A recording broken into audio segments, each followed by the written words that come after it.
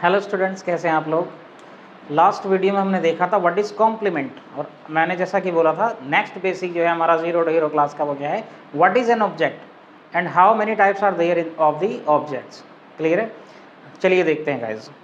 मैं 2 सेंटेंस लिखता हूँ, उसमें मैं बताऊँगा कहाँ पे ऑब्जेक्ट है और कहाँ पे ऑब्जेक्ट नहीं है, फिर मैं एक्सप्लेन करूँगा व्हाट इज़ ऑब्जेक्ट, और आपको वही हमेशा की तरह क्रिस्टल क्लियर समझ में आ जाएगा, बिल्कुल दिक्कत नहीं आई है ना। मैं 2 सेंटेंस लिखता हूँ, आई एम अ सिंगर, है ना। दूसरा फिर मैंने लिखा आई बॉट अ कार। सही है। आपके सामने का 2 सेंटेंस हैं, I am a singer and I bought a car. इसमें बताना आप किस में ऑब्जेक्ट है। यहाँ पे लास्ट वीडियो अगर आपने देखी होगी कॉम्प्लीमेंट की तो इजीली क्लियर हो गया होगा। देखिए, आई एम अ सिंगर, मैं हूँ एक सिंगर, है ना। तो ये जो सिंगर है ये यहाँ पर ऐसा काम ही नहीं हो रहा जिसका असर इस पे पड़ रहा है, नहीं। ये जो सिंगर लिखा है इसके बारे में अतिरिक्त जानकारी देगा है, it is describing this subject, तो इसीलिए क्या है ये कॉम्प्लीमेंट है ना। ठीक, अब इस सेंटेंस पे आइए, आई बॉट अ कार, मैंने खरीदी एक कार। अब देखो गाइज, मैंने खरीदी तो खरीदना है क्या है, कोई चीज़ होनी चाहिए ना खरीदने के लिए। तो ये जो खरीदना है ये किसी चीज़ पे शिफ्ट हुआ है, इसने खुद को खरीदना, मतलब कार इसके बारे में थोड़ी जानकारी दे रही है सब्जेक्ट के। ये जो वर्ब है बॉट, इसने खरीद ली क्या, कार, यानी सब्जेक्ट तो कर रहा है काम, है ना।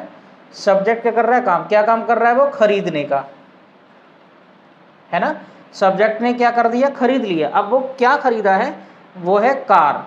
तो ये जो है खरीदने का एक्शन किस पे शिफ्ट हुआ है गाइस, कार पे। तो इस समय ये जो चीज लिखी है ये है एक ऑब्जेक्ट। सही है। आई बोट अ कार, तो इसकी वजह से, क्योंकि खरीदने के लिए कोई चीज तो चाहिए ना, तो ये वाला जो काम है खरीदारी का, ये किस पे शिफ्ट हुआ, कार पे। खरीदी गई है कौन, कार, लेकिन खरीदी इसने है, तो कार खरीदी गई है। तो ये जो वर्ब है ये इसका एक्शन किस पे गया है, कार पे। खरीदना किस पे शिफ्ट हो गया, कार पे, इसलिए क्या है गाइस, ऑब्जेक्ट है। क्लियर है। यहां पे ऐसा नहीं था, आई एम अ सिंगर, तो इसी के बारे में अतिरिक्त जानकारी दे रहा है। ऐसी एक और देख लेते हैं गाइस।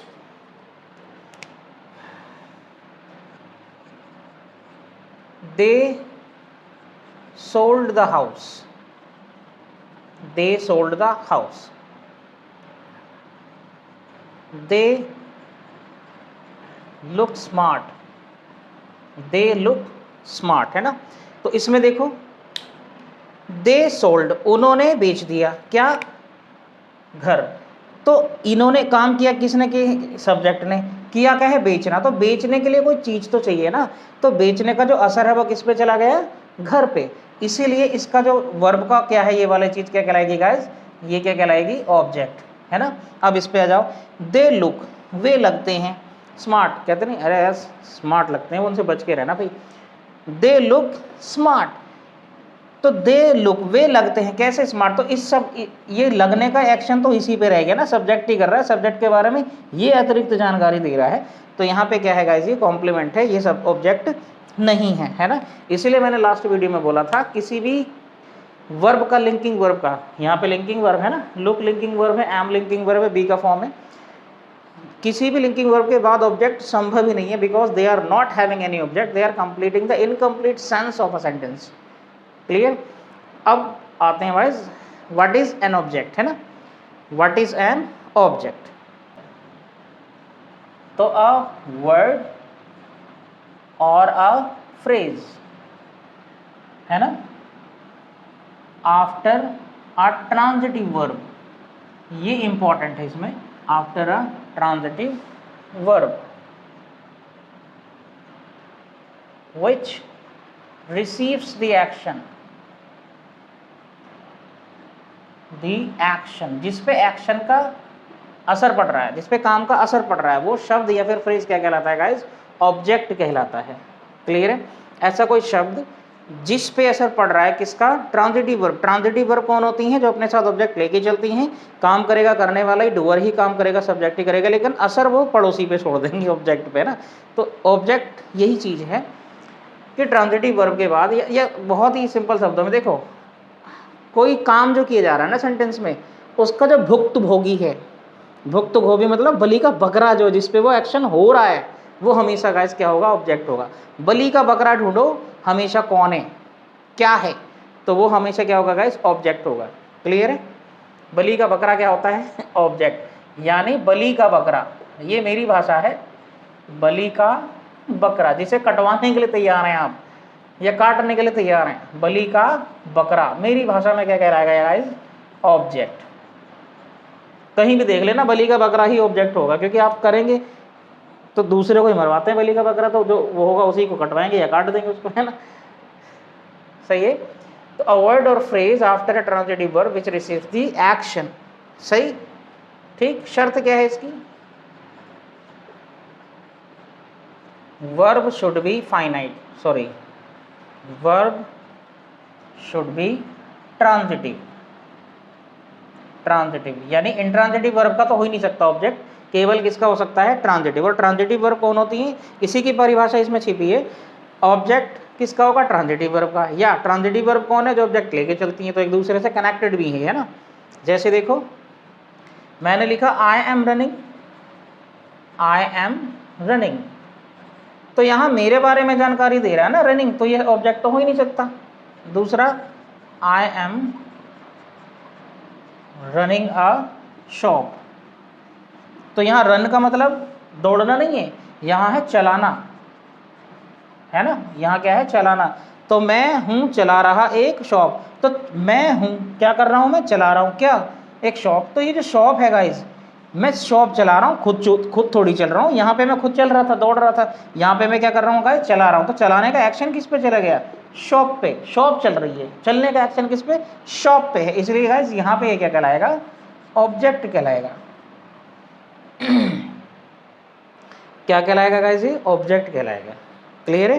तो आप ऑब्जेक्ट कैसे ढूंढेंगे, किसी भी वर्ब के बाद अगर जो वर्ब वहाँ लिखी है उसका काम उस पर शिफ्ट हो रहा है, उस पर असर पड़ रहा है, उसके बाद जो लिखा शब्द है, तो वो समझ लेना ऑब्जेक्ट है, और वो वर्ब कैसी हो गई, ट्रांजिटिव हो गई। क्लियर है? एक क्वेश्चन मार्क छोड़ेगा ना कि क्या खोया, क्या पाया, क्या खरीदा, क्या बेचा, क्या काट दी। अगर मैं कहूँ मैं काट दूंगा, तो आप क्या कहोगे, सर जी क्या काट रहे हो, क्या काट दोगे। तो वो जो कटेगा, कटने का असर तो उस पर जाएगा ना, काटूंगा तो मैं, लेकिन कटने का असर पड़ोसी मतलब जो भी चीज़ है उस पर जाएगा, तो वो बलि का बकरा है ना, तो वो क्या है, ऑब्जेक्ट है। तो गाइस उदाहरण देख लेते हैं ना, इसमें आपको स्पष्ट क्लियर हो जाएगा, एक एक अलग अलग करेंगे, पता लग जाएगा व्हाट इज ऑब्जेक्ट। उसके बाद हम बात करेंगे टाइप्स ऑफ ऑब्जेक्ट्स, है ना। दो तरह के होते हैं, डायरेक्ट इनडायरेक्ट, डायरेक्ट ऑब्जेक्ट और इनडायरेक्ट। बहुत ईजी है, वो भी ऐसा समझा दूंगा कि शायद उसमें जो भी कन्फ्यूजन था वो नहीं होने वाला है। खैर कोई बात नहीं। इसमें देखिए guys, they will eat mangoes, देखिए दे विल, वे ये क्या फ्यूचर करेंगे, कुछ क्या करेंगे, वो खाएंगे, तो दे विल ईट, खा तो यही रहे है ना, खा तो यही रहे, एक्शन कौन है, खाने का काम सब्जेक्ट कर रहा है, लेकिन खाया कौन जा रहा है गाइस, मैंगोज। तो बलि का बकरा कौन बन गया, मैंगोज। खाने का जो एक्शन है किस पे शिफ्ट हो गया, मैंगोज। जो बलि का बकरा है ना, खाया कौन जा रहा है, हमेशा देखिए, हमेशा आप ढूंढिए क्या और कौन का, किस पे का जवाब ढूंढ लो, सिंपल सी बात है, किस पे असर, हमेशा आपको ऑब्जेक्ट फाइंड हो जाएगा, है ना। तो ये क्या है गाइस, ऑब्जेक्ट है। और ईट कैसा, अगर आपसे पूछ ले ईट कैसी वर्ब हुई, तो ट्रांजिटिव हुई, because it is having its own object, है ना। ऐसे अगला देखिए, she can ask question, she can ask, वो पूछ सकती है क्या, पूछने का काम कौन कर रही है, शी कर रही है, लेकिन पूछ क्या सकती है, वो क्वेश्चन, है ना। तो क्वेश्चन क्या है, ऑब्जेक्ट है, किसका, आस्क का, है ना। तो पूछा कौन जा रहा है, क्वेश्चन, ठीक। इसका बलि का बकरा कौन है, क्वेश्चन, तो it is also an object, question is an object. Next, you should follow rules, तो देखिए फिर से, देखिए करेगा तो काम सब्जेक्ट ही, लेकिन जो वो काम कर रहा है ना, वो किसी और पे शिफ्ट होगा हमेशा, है ना, असर किसी और पे जाएगा, उस एक्शन का असर जाएगा, करेगा तो डूअर ही, है ना। यू शुड फॉलो रूल्स, तुम्हें फॉलो करने चाहिए, मानने चाहिए क्या, नियम। तो फॉलो करने के लिए क्या चाहिए, नियम चाहिए। बलि का बकरा कौन है, नियम, है ना। तो ये फॉलो कैसा वर्ब हुआ, ट्रांजिटिव, और ये कैसा हुआ गाइस, ये हुआ गाइस ऑब्जेक्ट, ठीक है। क्या हुआ, ये ऑब्जेक्ट, ठीक। Next, we must raise our voice against evil, हमें बुराई के खिलाफ अपनी आवाज उठानी चाहिए। तो वी मस्ट रेज, रेज का मतलब यहाँ है उठाना, राइज का मतलब तो उगना है, इंट्रांजिटिव वर्ब है, रेज का मतलब क्या है उठाना, तो कहते नहीं है who knows the answer in the class please raise your hand, कभी ये थोड़ी बोला राइज योर हैंड, अपना हाथ उठ जा, ऐसे नहीं बोलते, रेज योर हैंड, है ना। तो यहाँ पे देखिए उठाने के लिए क्या चाहिए, अपना वॉइस एटलीस्ट, तो ये फ्रेज के रूप में है, तो ये भी क्या है गाइस, ऑब्जेक्ट, क्योंकि उठाना किसको है, वॉइस, आवाज पे असर पड़ रहा है, उठा कौन रहा है, सलाह कौन दे रहा है, ये, लेकिन उठाई क्या जा रही है, आवाज, तो बलि का बकरा ये है आवाज, तो ये भी क्या है गाइस, एक ऑब्जेक्ट है। क्लियर, सीधी सी बात है, बलि का बकरा ढूंढ लो, किस पे असर पड़ रहा है काम का, वही समझ लो ऑब्जेक्ट है, और वो वर्ब भी आपको याद नहीं करनी, वो ट्रांजिटिव वर्ब तो होगी, अदरवाइज ये ऑब्जेक्ट का सिस्टम नहीं बन पाएगा ना। नेक्स्ट, शी कट्स डायमंड्स, उसका जो व्यापार है, शी नहीं ही है, ही कट्स डायमंड्स, उसका जो काम है वो क्या है, डायमंड काटने का, यानी वो डायमंड काटती है, ये काटता है, ही है तो कट, वह काटता है क्या, डायमंड, तो यहाँ तो सीधा सीधा काट ही डाला उन्हें, बलि का बकरा कौन है, डायमंड्स, है ना, वो हीरे जवाहरात को तराशता होगा, है ना, तो यहाँ बलि का बकरा कौन है, डायमंड, तो ये काटने के लिए कोई चीज़ चाहिए तो उसको क्या मिल गया, डायमंड, कुछ ना मिला तो भैया ये लो, है ना। Next, the teacher beat the students, ये पास्ट फॉर्म है, बीट का सेम ही रहता है, पास्ट सेकंड फॉर्म सेम रहता है ना। The teacher beat the students, देखिए काम मारने का कौन कर रहा है, टीचर, लेकिन पिटाई किसकी हो गई, स्टूडेंट्स की, इससे तो आपको पक्का समझ में आ ही जाना है कि टीचर, भाई साहब हाँ टीचर तो यार मारे तो खुद ही है, और लगे किसे, जो हमें लगे, तो हम क्या है, बलि का बकरा, है ना, इससे तो आपको और समझ में आ जाएगा। The teacher beat the student, teacher ने सूंघ दिए, कौन, बालक सूंघ दी, छात्र सूंघ दी, है ना, तो सूतने का यानी पिटने का किस पे गया काम, स्टूडेंट्स पे, पीट तो यही रहा है, लेकिन पिटाई किसकी हो गई, स्टूडेंट्स की, तो यही क्या है गाइस, ऑब्जेक्ट है ना। लास्ट में आप बताने की कोशिश करेंगे, वैसे तो आप हो सकता है ज़्यादातर बता दिया हूँ। आई स्कोल्डेड, मैंने डांट लगा दी, किस पे, नेबर पे, तो डांट लगाने का बलि का बकरा कौन था, नेबर, पड़ोसी, है ना, तो ये भी क्या है गाइस, एक ऑब्जेक्ट है। स्कोल्ड क्या हुई फिर, कैसी वर्ब हुई guys, transitive, intransitive, transitive verb. Clear है। तो अब बात करेंगे types of objects, what is direct object and what is indirect object. Clear. Object होते हैं मेनली दो तरह के, प्रेपोजिशन ऑब्जेक्ट भी होते हैं, वो तो वही जैसे प्रेपोजिशनल कॉम्प्लीमेंट था, बहुत इजी है, प्रेपोजिशन का तो ऑब्जेक्ट होगा, वो प्रेपोजिशन ऑब्जेक्ट हो जाएगा। मेन होते हैं गाइस दो तरह के, है ना, डायरेक्ट ऑब्जेक्ट और इनडायरेक्ट ऑब्जेक्ट। ऑब्जेक्ट्स के कितने प्रकार हैं गाइस, दो, पहला क्या है, डायरेक्ट ऑब्जेक्ट, है ना, और दूसरा क्या है, इनडायरेक्ट ऑब्जेक्ट। ये डायरेक्ट स्पीच, इनडायरेक्ट स्पीच, उससे कंफ्यूजन मत कर लेना, खुद को कंफ्यूज मत कर लेना, है ना, इनडायरेक्ट ऑब्जेक्ट, पी बन गई है ना, डायरेक्ट ऑब्जेक्ट और इनडायरेक्ट ऑब्जेक्ट। क्लियर है। अब इसमें गाइस एक चीज़ होती है कि बताओ, जैसे नॉन लिविंग है, लिविंग है, एनिमल्स हैं, लिविंग में ही आते हैं, कौन सा डायरेक्ट ऑब्जेक्ट होगा, कौन सा इनडायरेक्ट, है ना। तो मैं दोनों तरह से बताऊंगा, फिर इसकी डिटेल में स्टडी करेंगे तो आपको क्लियर हो जाएगा कि नहीं, ऐसा कुछ नहीं है, नॉन लिविंग, लिविंग दोनों किसी भी तरह का काम कर सकता है, यानी डायरेक्ट ऑब्जेक्ट जो आपने सुना होगा ना कि ये तो है जी नॉन लिविंग, जो आपने सुना होगा, पढ़ा होगा, हो सकता है मैंने भी बताया हो आपको क्लास में। इनडायरेक्ट ऑब्जेक्ट कौन होगा गाइस, लिविंग होगा, है ना, या फिर कोई एनिमल, एनिमल भी लिविंग में ही आता है ना, सही है। डायरेक्ट ऑब्जेक्ट कौन होता है, नॉन लिविंग, इनडायरेक्ट ऑब्जेक्ट कौन होता है, लिविंग। तो काफ़ी हद तक ये बात सही है, एक जो बेसिक स्तर है ना, छोटे लेवल पे समझाने के लिए, बेसिक स्तर पे समझाने के लिए कि भाई तुझे अगर कुछ नहीं पल्ले पड़ रहा, दो तरह का लिविंग और नॉन लिविंग, तो ध्यान रखना कि डायरेक्ट ऑब्जेक्ट है वो नॉन लिविंग होता है, और इनडायरेक्ट ऑब्जेक्ट कौन होता है, लिविंग होता है ना। लेकिन आज हम स्टडी करने वाले हैं इसको डिटेल में, तो जीरो वाले ही हीरो पे चलते हैं, है ना। बस ये भी जो बात है ना काफ़ी हद तक सही है बेसिक लेवल पे समझाने के लिए, लेकिन मैं बिल्कुल क्लियर करता हूँ, डायरेक्ट ऑब्जेक्ट है ना, तो गाइस कोई सा भी ऑब्जेक्ट हो, लेकिन डायरेक्ट ऑब्जेक्ट में, डायरेक्ट ऑब्जेक्ट ये लिविंग और नॉन लिविंग दोनों ही हो सकता है, सही है। डायरेक्ट ऑब्जेक्ट लिविंग भी हो सकता है, और सॉरी मतलब नॉन लिविंग भी हो सकता है और लिविंग भी हो सकता है। ऐसा क्यों, इसको हमने कैटेगराइज जो किया है जिंदा या नॉन लिविंग के लिए नहीं किया, उसके आधार पे तो किया ही नहीं है, हमने इसको कैटेगराइज किया है जो एक्शन का असर है वो सीधे अगर पड़ रहा है तो डायरेक्ट ऑब्जेक्ट हो गया वो, और अगर किसी और पे पड़ रहा है लेकिन वो कुछ और चीज़ और लिखी है जो उसके बारे में बता रही है तो वो क्या हो गया, इनडायरेक्ट ऑब्जेक्ट हो गया, है ना। कैसे देखो, आपने लिखा I kicked the ball, I kicked the ball, है ना। तो आपने किक किया, क्या किक कर दिया, बॉल। तो डायरेक्टली किक जो है ना, किक जो किक कर दिया आपने सीधे सीधे, बीच में कोई नहीं आया, सीधे सीधे आपने किसको किक कर दिया, बॉल को। तो ये क्या है, डायरेक्टली किक होने का असर किस पे गया गाइस, बॉल का, बॉल पे, सॉरी, है ना। डायरेक्टली जो लात पड़ी किसको पड़ गई, वो बॉल को पड़ गई, है ना। अब यहीं पे अगर हम बॉल, लड़ाई बड़ाई में ना मैंने लतिया दिया उसे, तो आई किक्ड हिम, आई किक्ड हिम। तो यहाँ पे मैंने लतिया दिया किसे, उसे। तो देखो बीच में कुछ नहीं है, उस सीधे सीधे जो लात मारने का असर है किस पे चला गया, उस पे। तो ये तो लिविंग भी है ना। तो बस इतना ध्यान रखना है आपको, अगर वो भी ऑब्जेक्ट, वो ऑब्जेक्ट जिसपे सीधा सीधा इसका असर पड़ जाए काम का, वो चाहे लिविंग है चाहे नॉन लिविंग है, उसका नाम क्या है, direct object.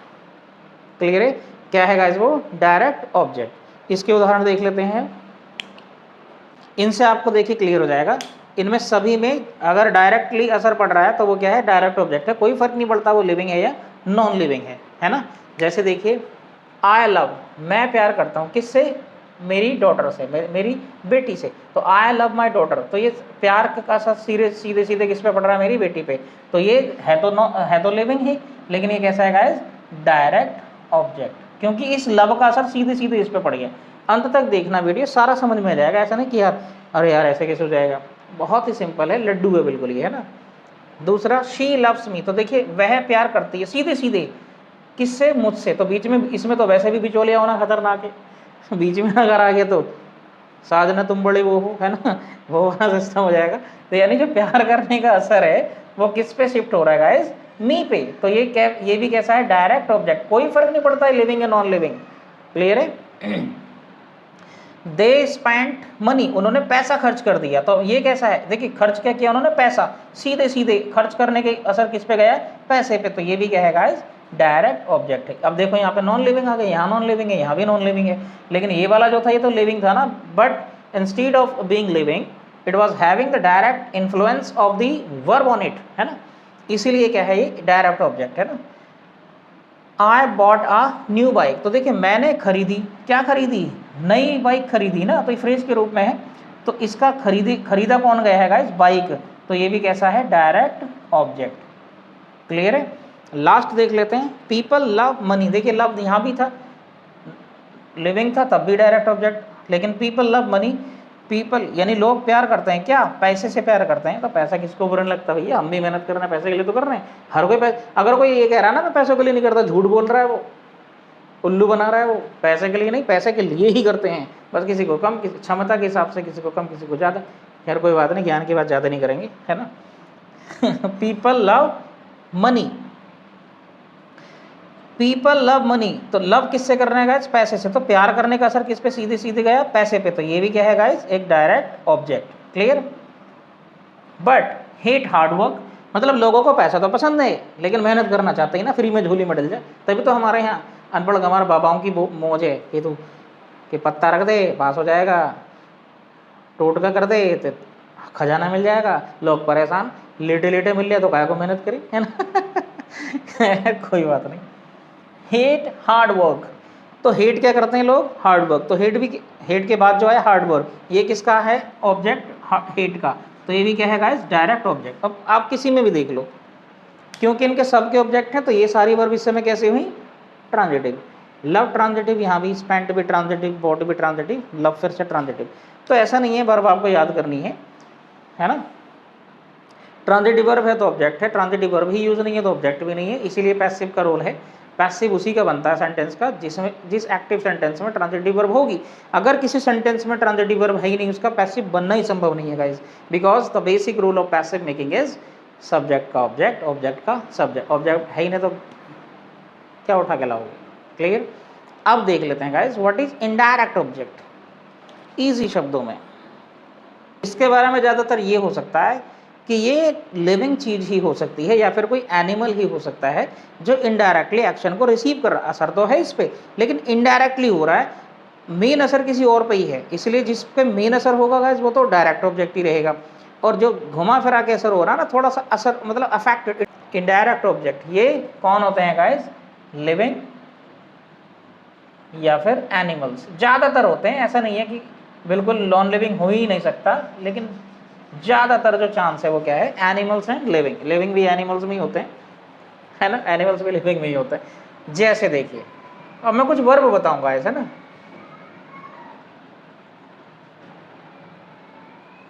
Cell,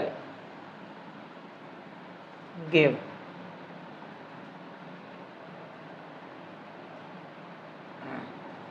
bye, sell, give, buy, ये कुछ ऐसे ट्रांजिटिव वर्ब्स हैं जो अपने साथ ना दो ऑब्जेक्ट लेके चलते हैं मोस्टली, है ना। तो मैंने कुछ उदाहरण भी लिखे हैं। मोस्टली ये अपने साथ दो ऑब्जेक्ट लेके चलते हैं। अब जैसे ही किसी सेंटेंस में आगे दो ऑब्जेक्ट, तब आपको फाइंड आउट करना है कि what is direct object and indirect object. अकेला ऑब्जेक्ट है तो चाहे लिविंग है नॉन लिविंग है, कैसा रहेगा? वो डायरेक्ट ऑब्जेक्ट ही रहेगा। लेकिन एक सेंटेंस में दोनों ऑब्जेक्ट हैं तो उनमें एक डायरेक्ट होगा और दूसरा क्या होगा गाइस? Indirect object. कैसे? देखिए, जैसे मान लो सेल एक वर्ब है, I sold him a car, लिख दें कार ही कार है, चलो कार से ज़्यादा ही प्यार है, किसको ना तो सबको होता है ना। आई सोल्ड हिम अ कार, इसमें दो ऑब्जेक्ट हो गए गाइस, है ना। मैंने बेचा या बेची, किसे? उसे, एक कार। अब इसमें देखो, अगर आप ये कहेंगे मैंने उसे बेच दिया तो कार का क्या मतलब है? घंटा थोड़ी बजा रही है कार यहाँ, है ना। लेकिन यहाँ सेंस क्या है गाइस? मैंने बेचा उसको, बेचा किसे? उसे, लेकिन बेचा क्या है? कार। तो जो सोल्ड, जो बेचने का असर है डायरेक्टली किस पे शिफ्ट हुआ है? कार पे। देखो इसे छिपा लो, आई सोल्ड अ कार, है ना, मैंने बेची एक कार, तो सीधे सीधे इसका बेचने का जो असर किस पे गया है? कार पे। इसीलिए गाइस ये तो है डायरेक्ट ऑब्जेक्ट, तो देख लेना नॉन लिविंग है ना। लेकिन ये वाला जो है, ये जो है ये अफेक्ट हुआ है इस चीज से, जो कार वो बेची है वो इसको बेच दी, ये तो सेकेंडरी हुआ ना, इसलिए ये क्या है? Indirect object. घूम फिर के असर आया इस पे, सीधे सीधे असर किस पे गया? कार पे। लेकिन घुमा फिरा के असर किस पे आ गया? भैया तुझे बेच दी, ले कार किसकी हुई? तेरी, है ना। तो वो घूम फिर के जो असर हुआ है वो क्या है? Indirect object. और देख लो यहाँ इंसान ही ज़्यादा मिलता है, क्योंकि आप कुछ करोगे तो कुछ दोगे लोगे तो किसी इंसान से या जानवर से तो दोगे, है ना। लेन देन तो लोन लिविंग से ही कर सकते हैं। दूसरा देखते हैं guys, she gave me a pen, she gave me a pen, है ना। इसमें आप कोशिश करो और फिर इस पे आएंगे बाय पे, है ना। शी गेव मी, उसने दिया मुझे क्या? एक पेन। तो इसमें देखो, देने दिया क्या है? मीन उसने। जब भी आपको सवाल ढूंढना हो ना, व्हाट, तो हमेशा आपको डायरेक्ट ऑब्जेक्ट मिलेगा, ठीक। तो क्या दिया है? She gave me a pen, उसने दिया है क्या? एक पेन। तो देखो इसे भी फिर से छिपा लो, तो ही गेव अ पेन, है ना, उसने कौन दिया? एक पेन। तो देना क्या है? जो चीज दी है वो सीधी सीधी क्या है? पेन। इसलिए ये कैसा ऑब्जेक्ट होगा गाइस? यहाँ पे डायरेक्ट ऑब्जेक्ट। लेकिन उसने जो पेन दिया है वो मुझे दे दिया, तो मैं तो घुमा फिरा के असर हुआ ना। सीधे उसने पहले पेन खरीदा, या सीधे पेन उठाया, या सीधे पेन उस पर था, है ना। तो उसने किसे दे दिया? वो मुझे दे दिया, क्योंकि घूम के it is affected by the action and the first subject, है ना। तो इसलिए ये क्या है गाइस? मी, ये क्या है? Indirect object. आई बात समझ में? लास्ट का बिल्कुल मैं आपके लिए छोड़ दूंगा, आप बताना क्यों है। ट्राई करना, मतलब मुझे तो बता नहीं पाओगे ना, ऐसे ट्राई करना। फिर भी व्हाट्सएप नंबर डाले ही रहता है, पर्सनली आप कर सकते हैं। आप कई दिनों से तो मैंने देखा ही नहीं है। My father bot me a scooter,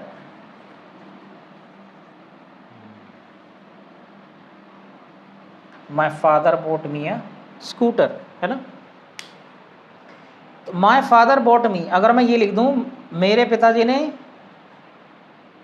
bot का मतलब क्या? खरीद लिया, मुझे, तो ये तो ये सर आएगा ना, मेरे पिताजी ने मुझे ही खरीद लिया। पिताजी कैब खरीदेंगे, ऑलरेडी तुम तो नहीं गए हो, है ना। तो मेरे पिताजी ने खरीद के दिया मुझे एक स्कूटर। तो खरीदा क्या है गाइस उन्होंने, सीधे सीधे बताओ, स्कूटर। खरीदा क्या है, खरीदने का जो असर है किस पे गया है, स्कूटर पे। तो इसलिए क्या है, ये डायरेक्ट ऑब्जेक्ट। घुमा फिरा के किस पे आ गया वो वाला असर, फिर मेरे पे। उन्होंने जो स्कूटर खरीदा वो मेरे लिए खरीदा है ना, क्लियर है। किसके लिए, मैं, मुझे खरीद दिया उन्होंने, मेरे लिए खरीदा। तो ये कैसा ऑब्जेक्ट है गाइस, इनडायरेक्ट ऑब्जेक्ट, है ना। कहीं भी देख लेना, इसमें ज़्यादातर जो है मैंने देख लिया लिविंग का ही इस्तेमाल किया, इंसान का ही, क्योंकि यहाँ 19 ये मोस्टली जो चांस होता है living object should be present in the sentence, clear. अब इसके बारे में कॉन्सेप्ट है आपके दिमाग में, वैसे तो दिमाग में तो कम ही लोगों को खुजली होती है कि ऐसा क्यों, मैं अपनी तरफ से बता दे रहा हूँ। ये ऐसी कंडीशन है गाइस, अगर आपको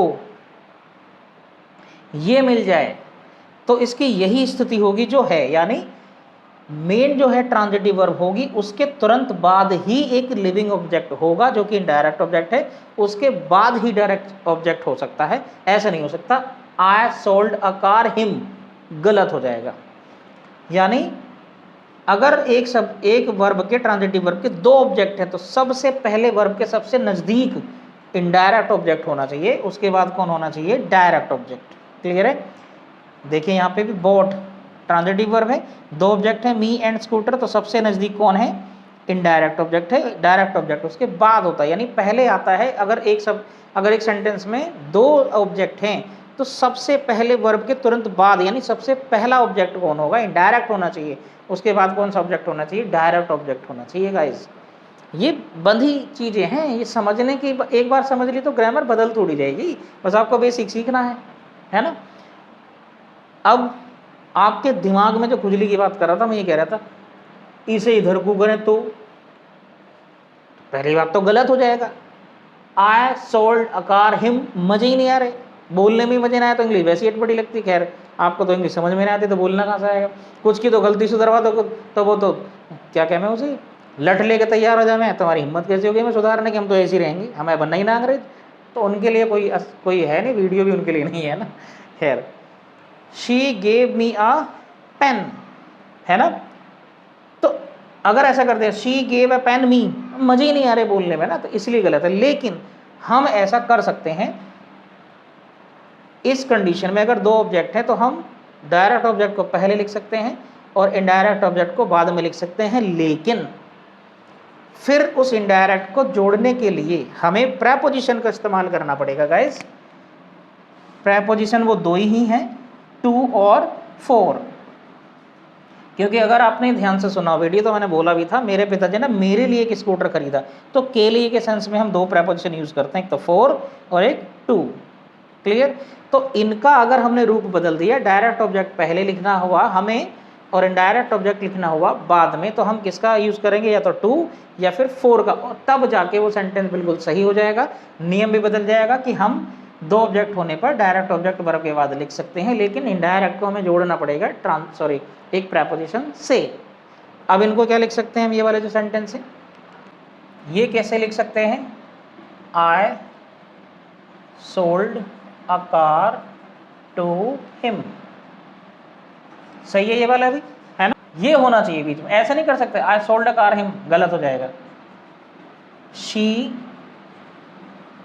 gave a pen to me, preposition से जोड़ दिए, है ना। My father bought a scooter for me, है ना। ये आपको सेंस के हिसाब से लगाना पड़ेगा, टू या फोर, है ना, वो आगे की बात है। अभी हम आपको जीरो से हीरो की वाली क्लास में लेकर के चल रहे हैं, ये तो बहुत आगे सब समझ में आ जाता धीरे धीरे। ये सेंटेंस सही था, ये भी सही था, ट्रांजिटिव वर्ब अब भी है, इसमें भी थी। लेकिन अगर आपको ये नियम मिल गया, पहले डायरेक्ट ऑब्जेक्ट फिर ऑब्जेक्ट, तो प्रेपोजिशन बीच में नहीं होना चाहिए। मतलब पहले डायरेक्ट ऑब्जेक्ट फिर तुरंत बाद डायरेक्ट ऑब्जेक्ट, तो प्रेपोजिशन होना नहीं चाहिए। और अगर आपको करना ही है कि इसके बाद मैं तो जी डायरेक्ट ऑब्जेक्ट लिखूंगा पहले, लो भैया लिख लो, आई सोल्ड अ कार, मतलब इसके बाद क्या लिखते हैं, डायरेक्ट ऑब्जेक्ट। तो आप इनडायरेक्ट ऑब्जेक्ट को अगर जोड़ोगे तो प्रेपोजिशन से जोड़ना पड़ेगा। जो मोस्टली प्रेपोजिशंस कौन सी हैं, टू और फोर, सही है, टू और फोर, सही है। तो ये थे गाइस ऑब्जेक्ट। एक छोटा सा उदाहरण उसका भी दे दूं, प्रेपोजिशन ऑब्जेक्ट क्या होता है ना। डोंट काउंट ऑन हिम, उस पर भरोसा मत करना। Don't count on him, H से लग रहा है, ये ऑन है ना, it is on. On him, तो ऑन क्या है, एक प्रेपोजिशन, इसके तुरंत बाद जो आएगा गाइस वो है एक ऑब्जेक्ट, और इसीलिए इसको बोला जाता है प्रेपोजिशन ऑब्जेक्ट। इसके बाद अगर प्रोनाउन आएगा तो ऑब्जेक्टिव केस में ही आना चाहिए। प्रेपोजिशन का ऑब्जेक्ट हमेशा ऑब्जेक्टिव केस में आना चाहिए। खैर ये प्रोनाउन में भी बताएंगे, है ना। तो गाइस उम्मीद है आपको सारा अच्छे से समझ में आ गया होगा। ये जो ऑब्जेक्ट का खेल है बहुत इजी था, इसको टेंशन लेने की बात नहीं है बिल्कुल भी, है ना। और चैनल पे नए हैं तो गाइस फटाक से सब्सक्राइब करना बिल्कुल ना भूलें, बिल्कुल। और आग की तरह इसको फैला दिया करें वीडियो को, ताकि बहुत लोग जो ऐसी नॉलेज से अभी रह गए हैं उनको मिले। और लाइक किया करें वीडियो को, शेयर किया करें। और 1000 सब्सक्राइबर होने के लिए आप सभी का धन्यवाद, सपोर्ट के लिए सभी का धन्यवाद। मैं दिल से चाहता हूं कि जिसको भी डर लगता है इंग्लिश ग्रामर में, उसका डर निकल जाए, है ना। और आप लोगों का तो सपोर्ट रहेगा ही, ठीक है। तो गाइस मिलते हैं नेक्स्ट वीडियो में, एक और बेसिक लेंगे, देखता हूँ अब क्या ऐसा रह गया जो और ज़रूरी है। तब तक के लिए बाय बाय, टेक केयर।